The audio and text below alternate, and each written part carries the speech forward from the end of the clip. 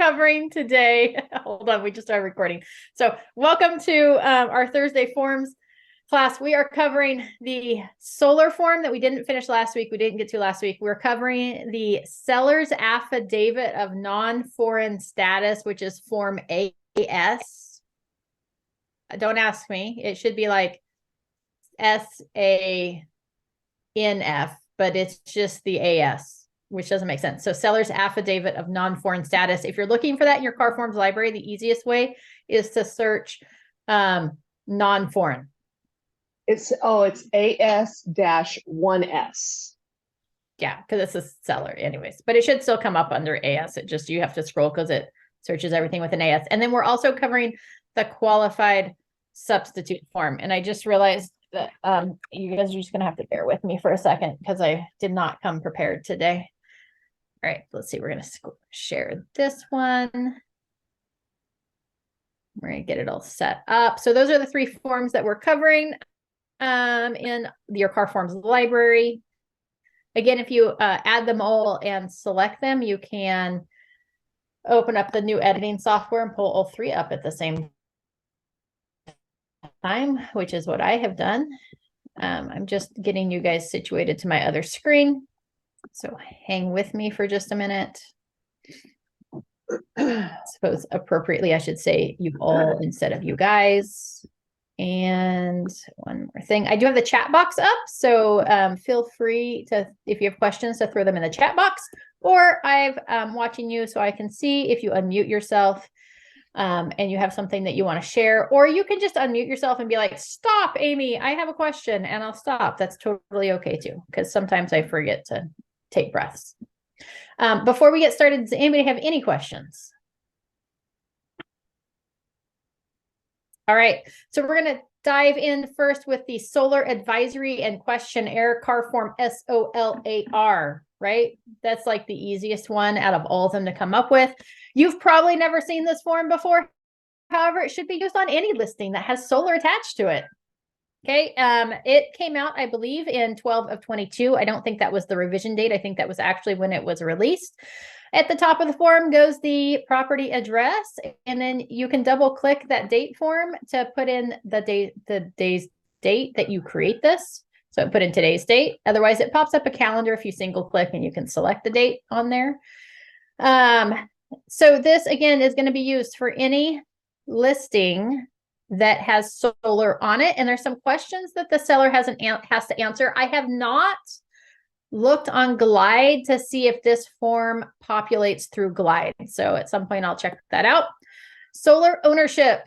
Solar power systems may be owned outright, owned with financing, owned with a lien or security interest on real property, or leased. Many property owners who believe that they own solar power systems may not have the free and clear ownership of that system. Ownership could be subject to a note and deed of trust issued when the solar power system was financed, or a UCC-1 financing statement filed with the California Secretary of State. Financing of the solar power may also be secured by an assessment against real property that is collected through additional property tax payments for the period of financing. That would be a HERO or a PACE loan. If you find a house that has one of those, just run away. I'm joking. Because a seller's property tax statement will reference the solar lien, sellers may not remember that the solar power system, sellers may not remember that the lien or consider it as a separate lien. Nonetheless, it should be disclosed. Some owners obtain private lending to purchase a solar power system that is not secured by real property or panels or other equipment attached to it. If the seller is intending for these private loans to be paid off as part of the sale, terms may need to be added to the agreement to address this situation. Just so you guys know, if it's got a HERO or a PACE loan, it shows up as an additional assessment line on their property taxes. And it gets a little bit more complicated than that, because once those property tax statements are issued for the current year, even if you pay off that system, they still have to be paid to the installment still has to be paid to the property tax statement. And then what happens is, let's say the property tax statements were issued, we sold the property, we paid it off, and yet the property taxes still have to get paid with that assessment. They will not redo the property tax statement once they have been issued for the year. Okay, so we pay off that solar, it's still part of the property taxes. what will happen is eventually the county will come back around and issue a refund on the property taxes for the amount of overpayment. It takes probably 4 months for that to happen, and they're going to issue that refund back to the property owners, which are going to be the buyers. So just kind of keep that in mind because it can get a little funky really quick. Okay. So basically the new buyers would get extra money. The new buyers could potentially get extra money depending on who paid the property taxes. So if you've already paid the first installment, like if I, the seller, paid the first installment of my property taxes with that amount on it, and that amount hasn't made it back to the solar company yet, and then I pay off my solar as part of the sale, I've now paid probably an extra like $600 or $1,000 in property taxes because it wasn't accounted for. And then I'm going to pay a prorated amount of property taxes when we close escrow. So I'm going to pay another portion of that, and the buyers are going to pay a portion of that.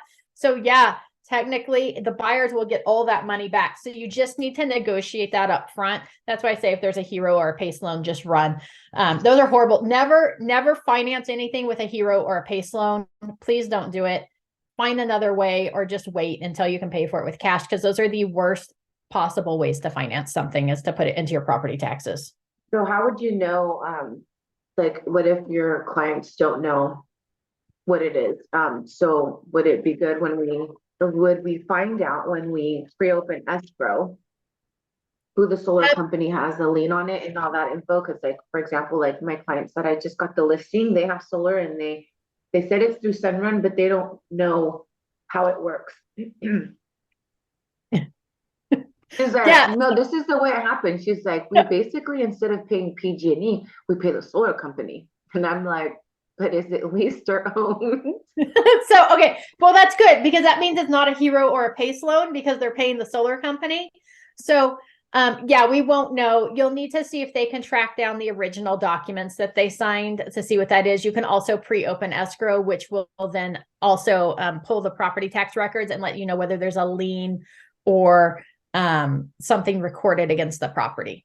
So either way works. Sunrun usually doesn't do it, but Vivint is the huge supplier of, for a long time, they were doing a power purchase agreement, which is you didn't actually own the panels. You're not actually leasing the panels. It's neither of those. You pay a reduced PG&E rate.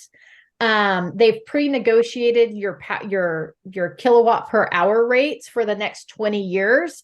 So you pay a reduced PG&E rate, and Vivint still owns the panels. They still maintain the panels. At the end of 20 years, then you could talk with them about a buyout, or they will remove them from your property. So that's usually Vivint. I haven't come across any other companies that do that power purchase agreement like that. So Sunrun usually is either a lease or a loan against the property.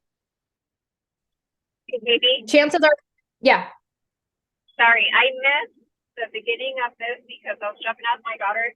So this would only happen if it's that type of a loan, not if it's like a regular, like you got a loan to do solar through like a different company.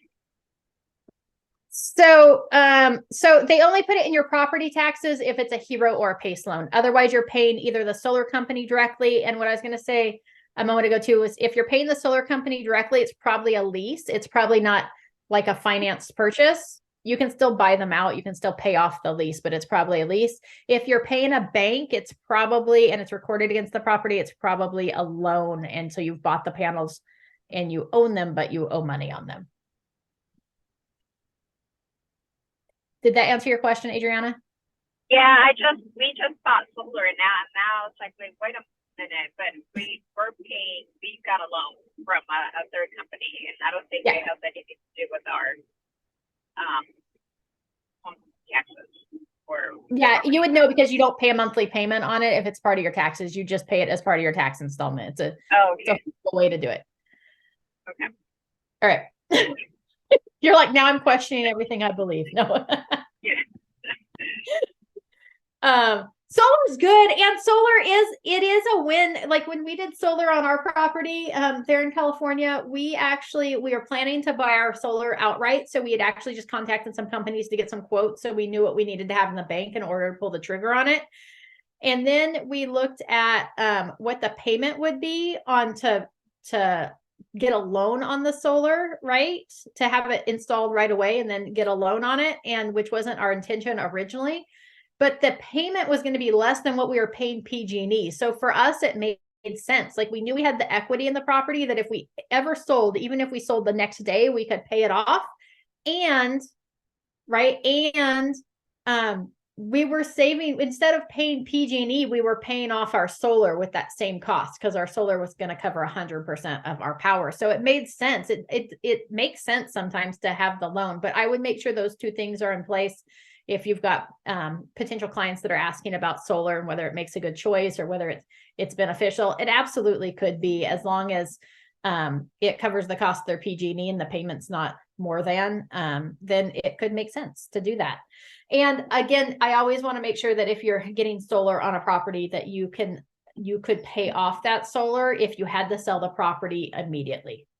Okay, so those would be like my things. But anyways, back to the solar form, solar ownership. It can be a loan, it can be a lease, it can be a power purchase agreement, or it could be a HERO or PACE loan, which is a property tax assessment. It's paid as your property taxes. Again, that was so stupid that they did that. Number 2, solar liens, power purchase agreements, and solar leases. Many solar power systems are not owned, but are instead leased. While a lease system typically has a fixed or scheduled monthly payment, other systems may have power purchase agreements requiring purchase of all or a portion of the solar power generated at an agreed contractual rate from the solar company, with an ability to sell any excess energy to the electrical power company, example PG&E, in accordance with the system's governing regulatory scheme. Payments under such an arrangement can vary depending on the amount of energy created and used. Even solar power systems that are leased may have security interest attached, such as a UCC-1 or a fixed filing recorded in the county where the property is located. In some cases, the lender or lien holder for the solar power system may allow buyer to assume an existing loan and may agree to allow the solar lien to subordinate to or become secondary to a new purchase loan. However, in many cases, the holder of the security interest will not release the priority of its security interest, which means that the solar loan must be paid off when the property is sold, or that any buyer must purchase without obtaining new financing. Where there is a solar lease, a buyer may be permitted to assume the terms of the solar lease, but only with approval of the solar company. For lease systems, there may be a provision enabling the purchase of the solar equipment prior to the end of the lease term, or a provision allowing the termination of the lease at a cost with no retained ownership of the solar equipment, a buyout. There may also be a clause enabling they're enabling the purchase of the equipment or the termination of the lease without any pre-agreed costs. In those cases, the cost will be an appraised value determined by the solar company. If a solar power system is owned by the seller, the seller may have the right to remove the system or its components and install them on another property. If the system has been financed, the financing is secured through a lien on the property or a component of parts. The seller should consult with the company about both the effective removal of the system or its components on the lien and the consequence of the damage caused by the removal. Okay, right? So that was a big chunky paragraph with lots of things in there. The loan, if it's got a loan on the property, you do need to check with that solar company. See, number one, if the seller's not intending to pay off the loan and we want the buyer to assume it, what it was talking about is the buyer can assume the loan, but we have to make sure that the solar company is going to be willing to re-subordinate their lien to the new home loan on the property. Okay, so right, so when things are recorded against the property, they get priority. So generally speaking, when you add solar to your property, you already have your home loan on the property, and then we add solar. So the solar's in second position, which means that if we stop making our mortgage payment and we get foreclosed on, the mortgage is going to get paid off before the seller gets paid off, the solar. So the solar is only going to get paid if there's enough money to pay off the mortgage, any tax liens that are on the property, and then at the very bottom is going to be that solar lien against the property. Okay, so that solar has to be really willing to re-subordinate underneath the new lender. So those are all questions that we need to ask if we're going to let the buyer assume the current loan on the property. Now with a lease, it's a little different because the lease doesn't work the same. It's not actually a lien against the property. It functions a little differently. And then again, it was talking about the fact that the buyer can take over the lease in some cases. In some cases, the sellers may want to like move the panels from one house to the new house that they're buying. That's always a possibility. Or you could do a buyout where you pay off the lease early. The company comes, they take the panels and they remove them. So there's lots of options there when it comes to a lease. With the power purchase agreement. Oh yeah, go ahead. If they do that, remove the panels and they damage the roof, does that mean the seller has to redo the roof? Yeah, you would want, if you were negotiating on a property where the seller was going to remove the panels, you would absolutely want to make sure that you had it in there that the roof would be inspected after removal of the panels by a qualified roofing contractor, and any repairs deemed necessary would be completed by the seller. So you'd want that in there for sure. Thank you. Yep, absolutely. Or if the seller owns it outright, like they can move the panels if they don't want to sell them with the property. If the seller is going to remove panels from the property though, that they're going to sell, I would highly recommend that they maybe remove that system prior to the house going on the market and take care of any of the repairs and costs associated with that, so that we aren't dealing with that as part of the escrow period. It just would make it cleaner, and then they would need to store those someplace until they closed on their replacement home where they were going to put them. So just some things to keep in mind there, but that's section 2. Any other questions about section 1 or 2? No, ma'am. All right. 3 is advertising material. All parties are advised that a multiple listing service and other advertisements that are used to list and market a property for sale are not contractual agreements. Thus, it is imperative that the buyers of a property with a solar power system, solar property, receive and carefully review copies of all documents, including any solar agreement, underlying security agreements for owned equipment, or any other material that the seller possesses prior to the buyer making any final decision regarding the solar power system. Buyers should not simply rely on the information in the MLS or any other advertising material. Okay, right? It must be in writing and part of the contract. Purchase contract and transfer issues. The car purchase agreements include a contingency for the review of leased and liened items and systems. In order for the buyer to review any agreements or documents related to the solar power system and to the properly evaluate all the present and future terms and conditions, including the cost of accepting an existing solar power system, the default language provides the system is being transferred and that the buyer has a contingency to determine whether the buyer is willing or able to assume any lease, lien, or other agreement. If the solar power system is not intended to be transferred with the property, the contract may need to be modified to address this, as we just talked about. Okay. If a leased or liened system is to be assumed by the buyer, the solar company may take steps to ensure its priority interest against the property, and or the buyer's lender may require a solar endorsement from the title company. If this occurs, escrow could be delayed. Buyers and sellers should be aware that because any buyout or assumption of a solar power system could impact closing of escrow, they should consider including a provision in the purchase agreement to allow for the possible extension of the closing date to facilitate dealing with any problems that may arise because of the solar power system.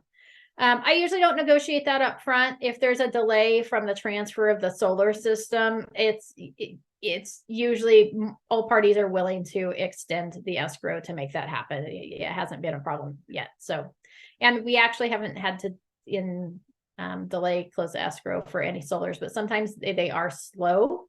And so you just need to make sure you're on that right away. Any questions about 4, purchase contract and transfer issues that we just covered? All right, 5, solar. Oh, thank you. Solar evaluation recommendations and legal advice. Real estate brokers and their agents are not qualified to evaluate the terms, conditions, and or the security interest in a solar power system. They are also not qualified to determine the quality of solar equipment or the impact of any regulatory scheme on the ownership or use of solar equipment. Buyers and sellers of a solar property should consider retaining the services of a solar photovoltaic system inspector if one is available in the area where the property is located. Brokers recommend brokers recommended that sellers and buyers of solar property exercise diligence in obtaining copies of any contracts, agreements, or other documents related to any possible solar power system security interest as soon as practical to enable prompt evaluation of what may be required to facilitate the sale of the property. Additionally, obtaining a buyout or obtaining any agreement for the buyer to assume the solar agreement may take considerable time and or be of an uncertain cost. Therefore, sellers of solar property should, prior to entering into the purchase agreement, determine if a buyout or loan assumption is available and what cost or terms, so as to make full and complete disclosure to potential buyers to avoid any delays in the close of escrow. Whether or not a solar photovoltaic system inspector is used, buyers and sellers should consult with a qualified California real estate attorney prior to entering into any agreement to purchase or sell solar property. That attorney should evaluate the existing solar documentation and properly craft language to be included in the purchase agreement that will best protect the interests of their clients. Real estate brokers and their agents are allowed to prepare standard real estate transaction documents, but they are not qualified to create specialized contract language that may be needed to deal with the specific issues involved in any specific solar property. Any questions about number 5? It is a good idea if you are selling a property that has solar on it to ask your sellers for copies, 12 months copies of PG&E bills along with their true up statement so that people can see how much the solar power is covering their existing bill. Keep in mind that, right, usage varies depending on the owner of the property. So what the current sellers have may not cover what the buyers of the property may use out of the electric of the property, but that's a good way to do it, as well as make sure you have copies of all those documents. The other thing to keep in mind too is even if you pay off that system, the solar company may charge a transfer fee to transfer the electronic monitoring of the system and being able to log into a system. So if there's a solar system on the property, you go through that RPA in that grid, it talks about private transfer fees.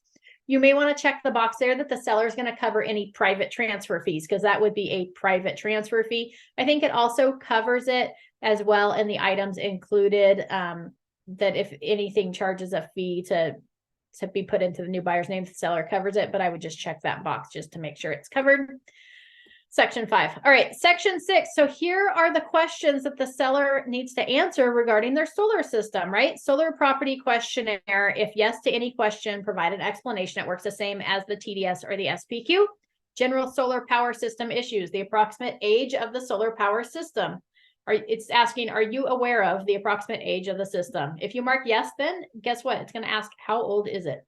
Right? Name of the installation company. Does the solar power system provide power only for a portion of the property? Approximate size of the system, number of panels, kilowatt size, whether the system is central inverter or micro inverters.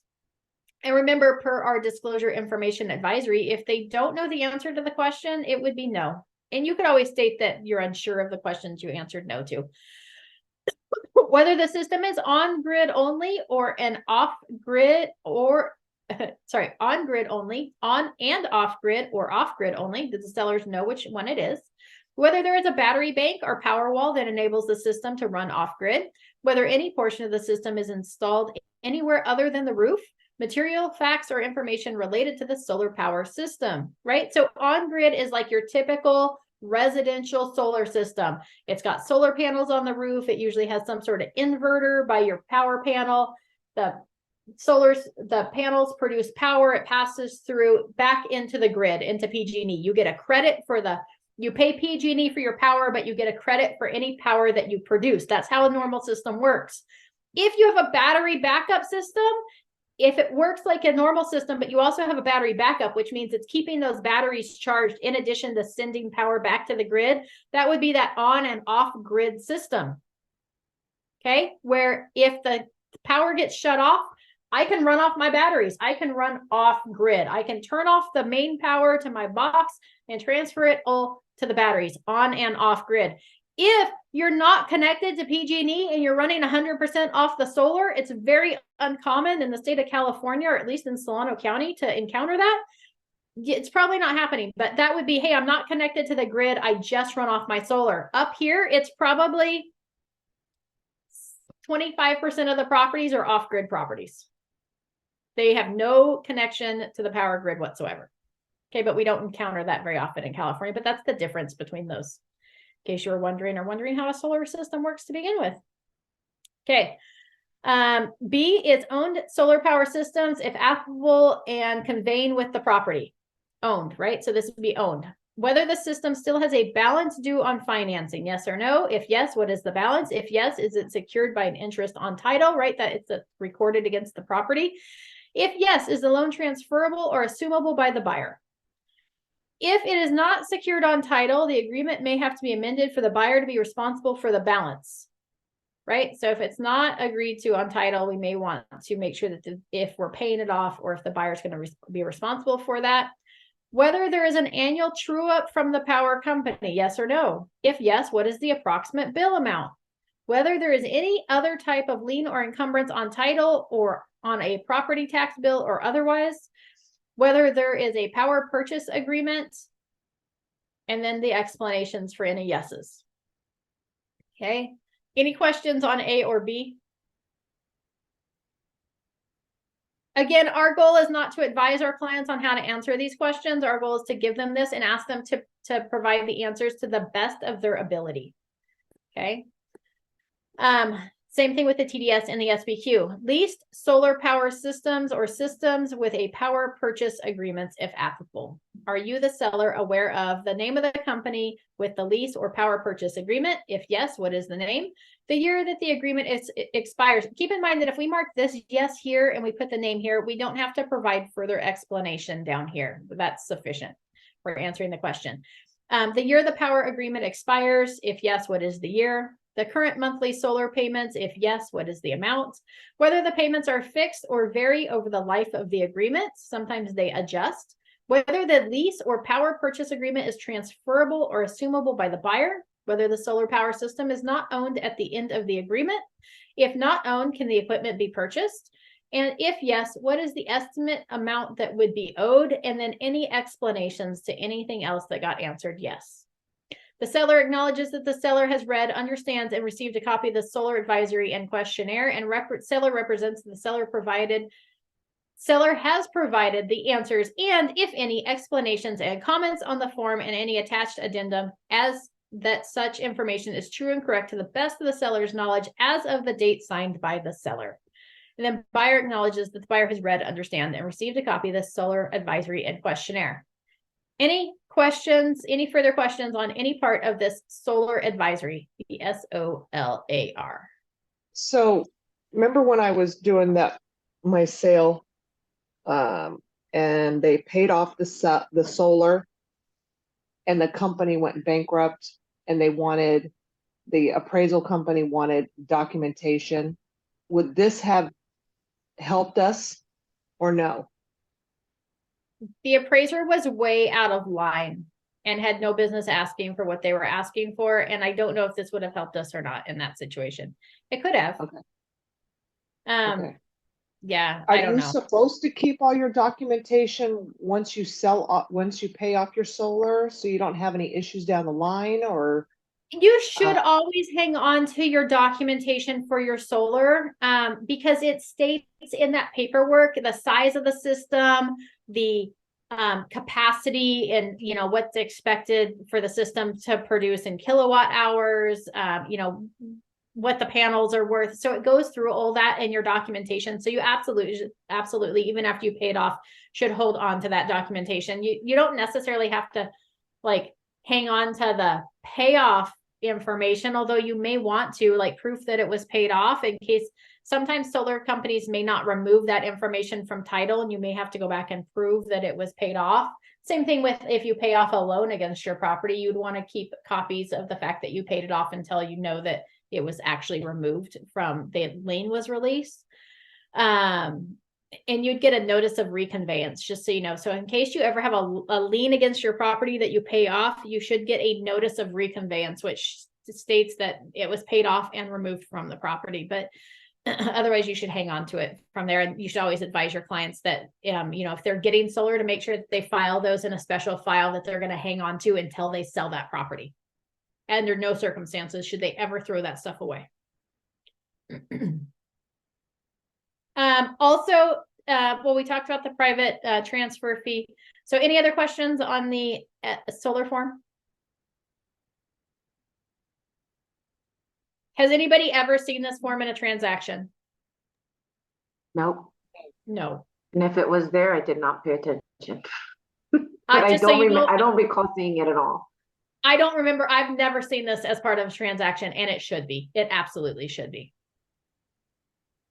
Because otherwise what happens, right? The listing agent starts asking us questions about the solar, and now we're asking the seller about the solar, and now we're communicating that information to the agent, who's now communicating it to the buyer. So now it's gone through like multiple parties before the buyer actually gets the information, and we may not be translating it appropriately. This answers any questions that somebody may have about that solar system. So this is for the sellers, for the listing agents to have uploaded or have completed. So if we were a buyer's agent and the house had solar, we could ask them like, hey, have they filled this out, or could you fill this out then? Yeah, I would So ask now we them, have please it, right? provide a copy Okay. of the solar disclosure, and I might even send them a copy of it. Got So it. Amy, Okay. on my last listing, which had the solar, you should have done this form. We should have done should this have this- form. Okay. Yep. Again, I've actually never seen it on a transaction, and it absolutely should be, because it releases our liability from communicating. So yes, I advised you incorrectly, Adriana. It should have been on your last listing. Any listing with solar. Also, I have a question. So this is the one for solar, but what was the one that you have like for your listing agent? And maybe I should ask that at the end, but I think you had said that you had passed it down in your Google Doc forms, but I could not find it. The one that, like, if you're taking a listing to give to your clients to fill out Yes. about their home. I have a Google form questionnaire. There should be a link for it in the foxhole if you look up like listing questionnaire. But if you have problems finding it, let me know and I can repost it. But I do have a Google form that asks all the questions that are required. It has I send it to the seller. It's a link that you send to the seller, and the seller, the top part's just getting information from the seller, like how do they like to be contacted? What's the best phone number? Who do you want to be in charge of, approving or denying showings? Is there any special restrictions that you have for showings, right? So that's like the top section. The bottom section, it goes through every question that you have to put into berries in the order in which it's entered into berries of answering the questions. What kind of siding do you have on your property? Is it stucco or wood or cement? Oh, nice. That way it releases our liability from answering the stuff that we're unaware of. Right? We guess. Oftentimes Perfect. we put in those listings, we're like, I don't know. I think I saw carpet, and I think they had linoleum, and I think, there was maybe some tile in one of the bathrooms. So now we're like checking floor covering types. Like, instead, get it from the sellers. Yeah. There's also a form. I know like there's some title companies that use it. Like I know Placer Title has a form like that we have the sellers fill out so that then we can just give that straight to the title company. Do you know what form that is? I forget what it's called, so it's usually provided by the title company. They usually have their own form in it, so they can order those payoffs and check for any additional liens.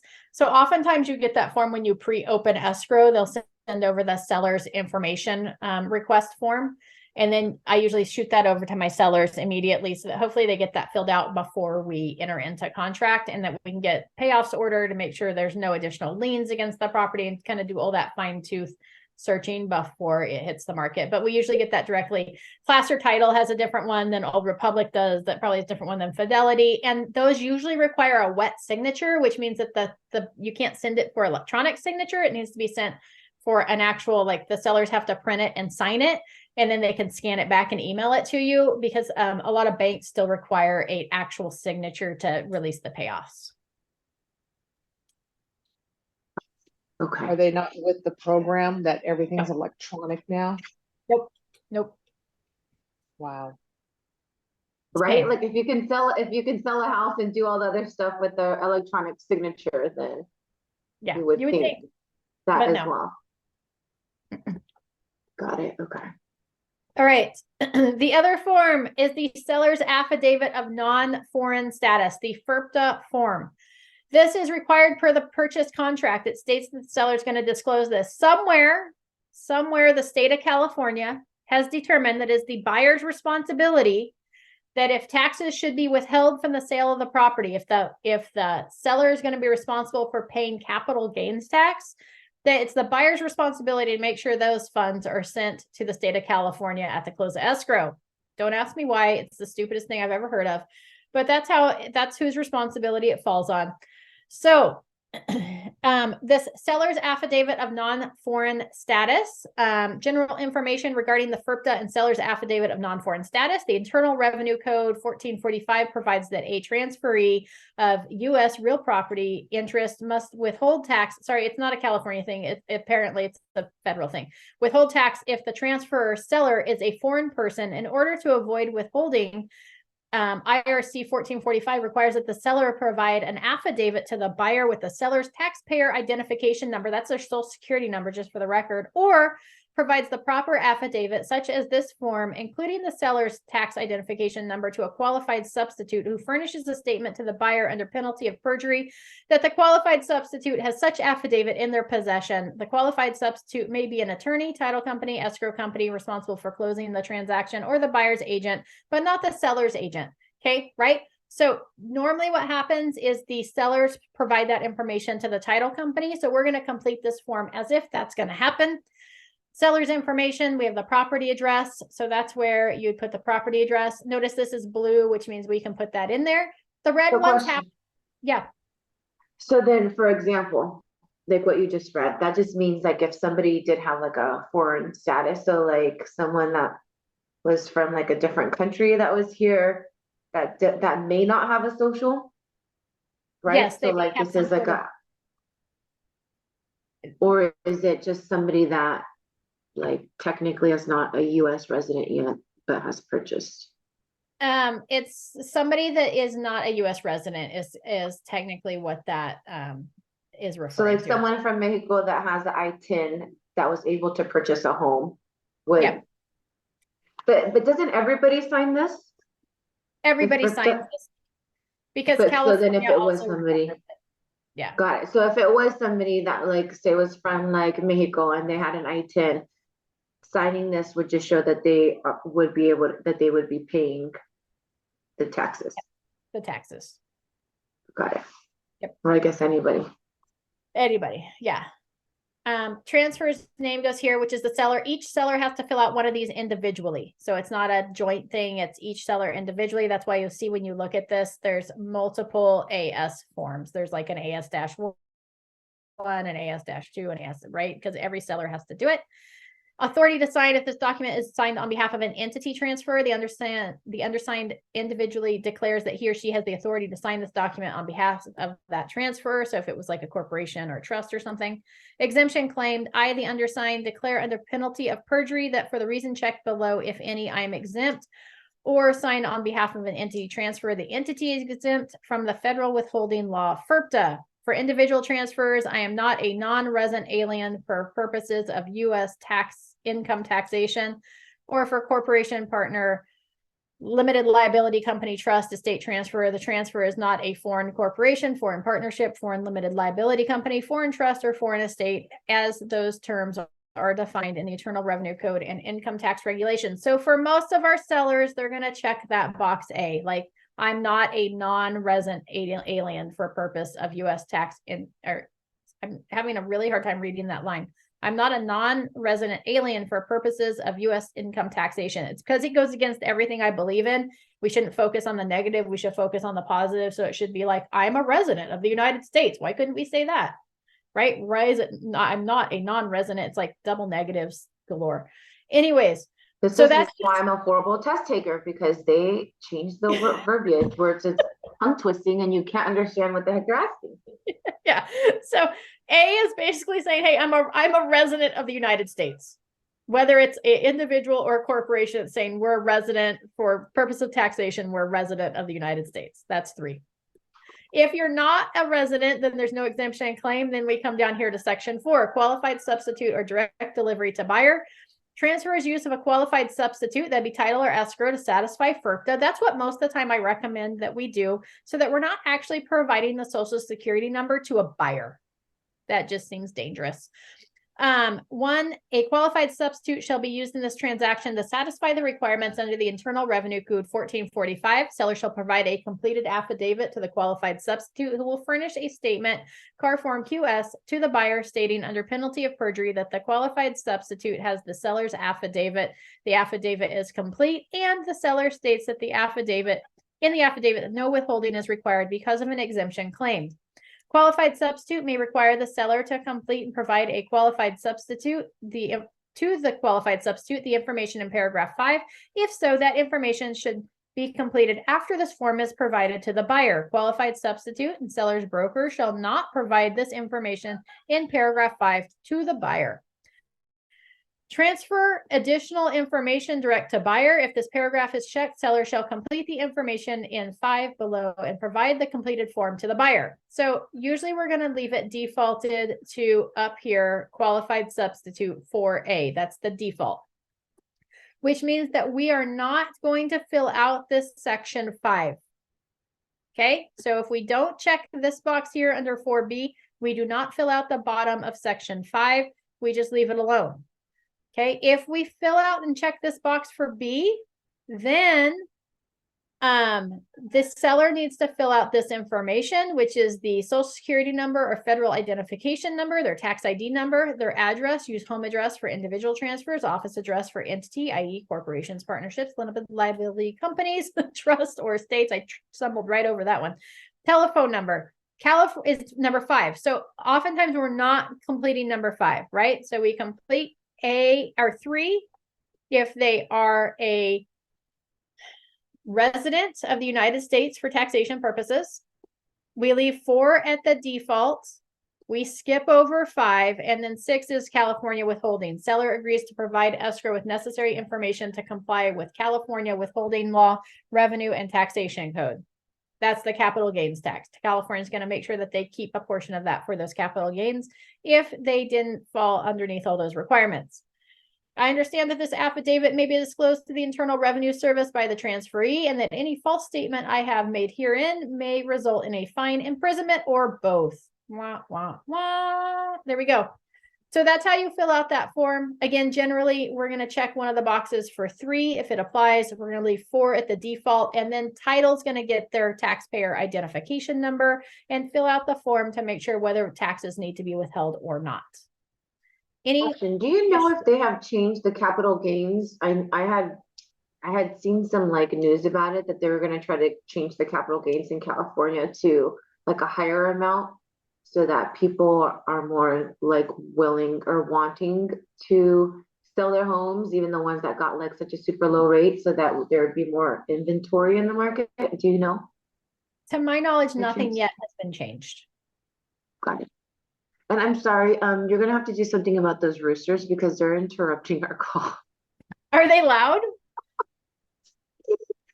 I'm totally kidding. It's like so faint on my AirPod, and I just thought it was funny. I was like, I'm just gonna. You must have some supersonic hearing because I can't hear nothing. You couldn't hear? I only have one AirPod on, and I can like faintly hear it every here and there, and I'm like. I actually love it. Because it reminds me of when I was growing up in the country and we had roosters, so I don't mind it.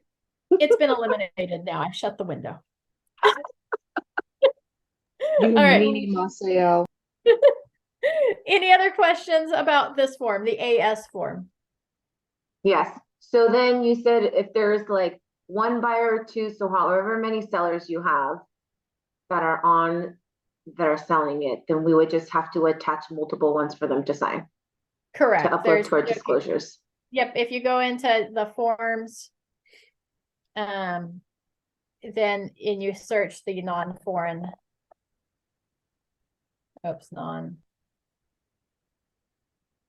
There. That's how you add an extra one. I'm over here like adding it to my file and then going back and hit. They give you like 4 options for them here. Sweet. There you go. Okay.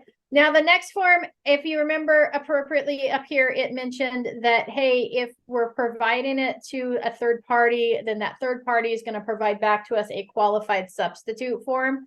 Generally speaking, what that other company does, they actually provide us a copy of the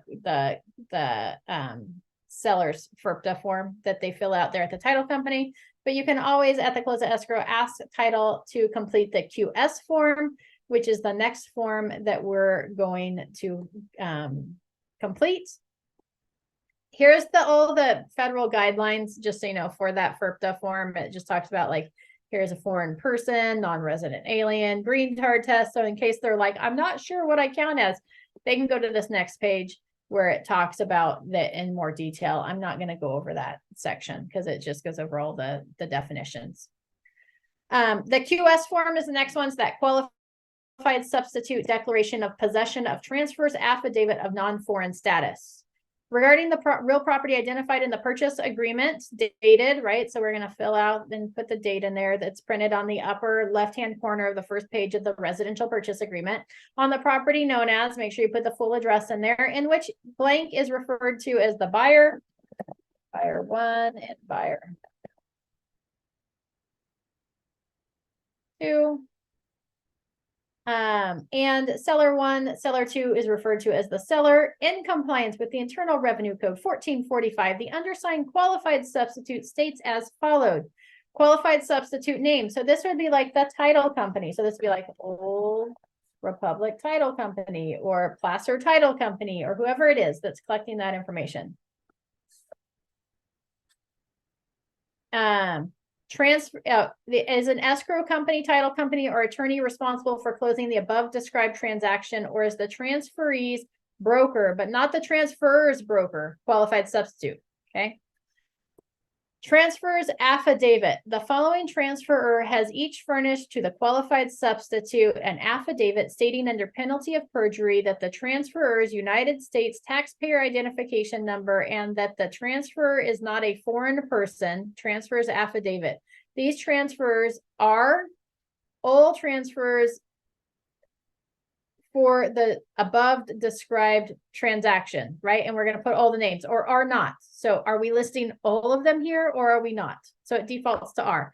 And here's where you would list all the sellers' names. Seller 1, seller 2, right? So that you're going to list them all there.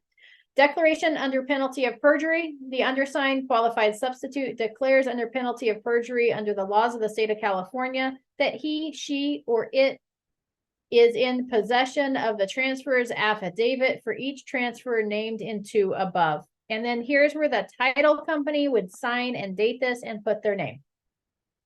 Okay, I acknowledge. Say he, she, or it. Because it could be a corporate company. Okay. If it's Old Republic Title Company, it's an it. Okay. I thought they were referring to that new transgender garbage. Not yet. That's coming, I'm sure. Oh. Okay.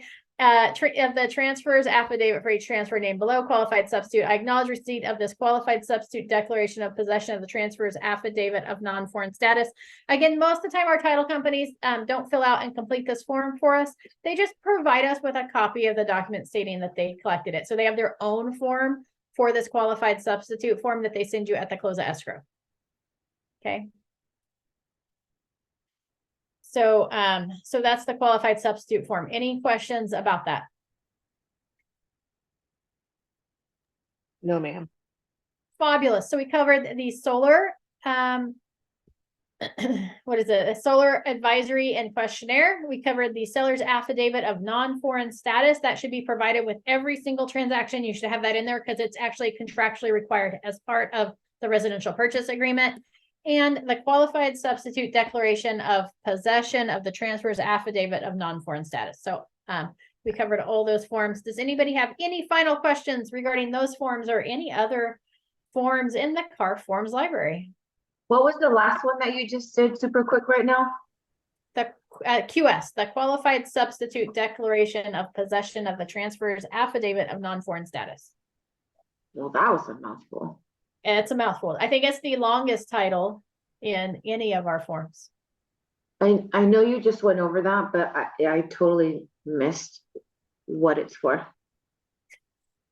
So According Sorry. to, you're fine. According to the AS form that we covered, it states that we're going to provide this information to a qualified substitute, our taxpayer identification number, and if any taxes should be withheld or if we're exempt, and that the qualified substitute is going to provide us with CAR form QS, the qualified substitute form. Keep in mind that if you're still on, you should make sure you log your attendance while we finish this up. And then, so this is the qualified substitute form that it's referencing, which would be filled out. You would pre-fill it out and send it to the title company for signatures. So the qualified substitute would be here. The transfers names would be here. And then the qualified substitute is just declaring that, yes, I have that information. Now, most of our title companies locally won't fill out and sign this form for you, but they do provide you with their own version of this qualified substitute form stating they received the information from the buyer. You get that usually at the close of escrow. So there's they have their own version.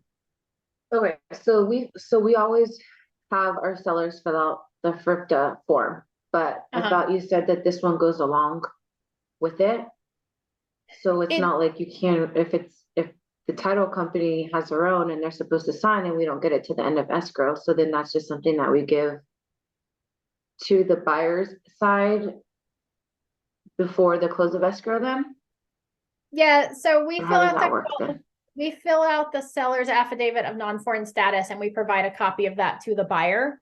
And then they get their copy of the qualified substitute, their version of it from the title company, usually at the close of escrow, but the title company usually provides that to the buyer, just like we get it from the title company for our buyer transactions.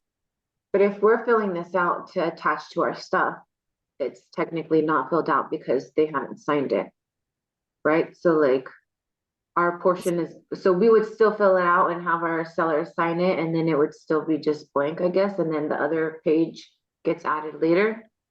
Yeah, so the qualified substitute's a separate form altogether. So it's just these 2 pages, which you can send out via Glide. So I usually send it out via Glide for my sellers to answer. And then it's going to ask them, are you not a non-resident alien for, right? So it's going to ask them, they're going to mark that box.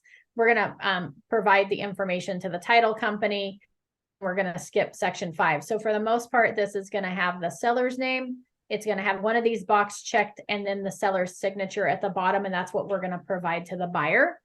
And then the qualified substitute form is ultimately the buyer's responsibility to get, or the buyer's agent's responsibility to get from the title company. Oh, gotcha. So it's buyer's responsibility. Yep. And most title companies have their own qualified substitute form that they provide. And they usually do it at close because that usually gets completed when the seller is signing their closing documents. Got it. And all of our forms, all of our files are required to have the title company's version of the qualified substitute form in them. So that's why they send it with all of their closing packages and we upload it with the seller's affidavit of non-foreign status and the qualified substitute form. But your TC probably does that, so you probably don't even realize it happens.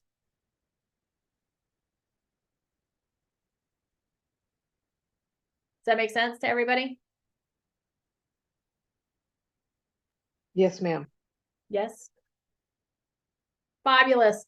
Make sure you log your attendance as previously mentioned. If there's a training you would like to see coming up when we start working on that new schedule, we've got June, July, August, it's going to be September. So we're coming up on that. I need to finalize that schedule. So if there's anything you'd like to see when we release that schedule, put it in that suggestion box there on the attendance form. And you guys are the first to know because you guys stayed on long enough to hear this, but we did just book David from South Carolina.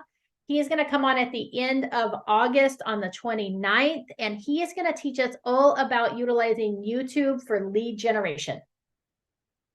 Woohoo! Woohoo! So that's our upper level training for the month of August. I need to get in more with this social media stuff. I can't get a grip on it. Well, we'll That's start at with me on you. Facebook. Is it just me? I'm trying to track down somebody else to come and teach a class in September about running ads on social media. So boosting posts and running ads, how to appropriately That's a do good that. one. Yeah. So that's my goal for the month of September. But for August, we have YouTube utilizing videos for lead generation. So fabulous. Everybody have a great day, and I will see you next week. Next week, we are here on Tuesday with, let's see here, creating a seller presentation. So we'll talk about that. Show you how to, oh no, you just went to another screen. I don't know That's why. for next week, since you said that you were what we're covering next week. Yeah, well, no, my whole, I know why. It's because Abby took my screen share away and shared hers so that you could see. The mobile home escrow process is on Wednesday. My whole screen's changed. It moved everything around magically. And then card forms on Thursday, the CC and the SELM. So the seller's exclusion form and I don't even know what the CC form is right now. What is that? Hold on, word? I'll look. I was Hold like, on, hold on. contingency? Nope. No. Hold on. Cancellation of Hold on. contract. The cancellation of contract, I think that's CC. Oh, got it. That's funny. Those are all the things that I'm learning right now, or that I'm There's a using. lot of them. There's a lot of them that are CC. There's condominium conversion, commercial lease construction. Hold on. Let's see here. Well, if you put CC in there, let me see. Yeah, if you see CC, but I think it's I think the CC form is the cancellation of contract. So I'm looking for you. That's so rude. Yes, the CC is the cancellation of contract, a disposition of deposit, and cancellation of escrow. So we'll be covering that and the SELM form and process on Thursday. So fabulous. See y'all next week. Bye. Oh, there was something I was going to ask you. I'll send you a message later if I remember. All right. Sounds good. Getting old sucks. All right. Bye. Bye.